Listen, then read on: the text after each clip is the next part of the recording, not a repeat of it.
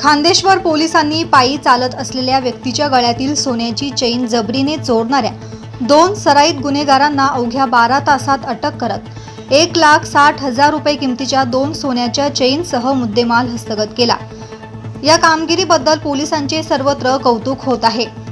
Navi Mumbai police आयुक्तालय क्षेत्रात chain चोरीच्या वाढत्या घटनांवर आळा बसवण्यासाठी पोलीस आयुक्त श्री मिलिंद भारंबे, सहपोलीस आयुक्त श्री संजय एनपुरे, अप्पर पोलीस आयुक्त श्री दीपक साकोरे, पोलीस उपायुक्त परिमंडळ 2 पनवेल श्री प्रशांत मोहिते आणि सहाय्यक पोलीस आयुक्त श्री भाऊसाहेब ढोले यांच्या मार्गदर्शनाखाली ही कारवाई करण्यात आली।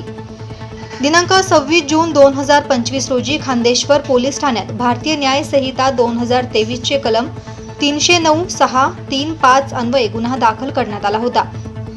घटनेनंतर पोलीस निरीक्षक श्रीमती स्मिता ढाकणे आणि पोलीस निरीक्षक गुन्हे श्री सचिन परदेशी यांच्या नेतृत्वाखाली गुप्त माहितीच्या आधारे आरोपींचा शोध घेण्यात आला।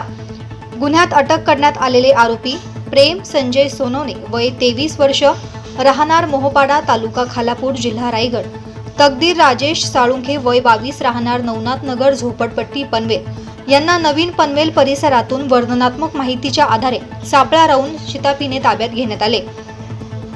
गुन्ह्याच्या तपासात पोलिसांनी जबरी चोरीला गेलेल्या सोन्याच्या 2 चेन हस्तगत केल्या असून त्यांची एकूण किंमत अंदाजे 1,60,000 रुपये इतकी आहे।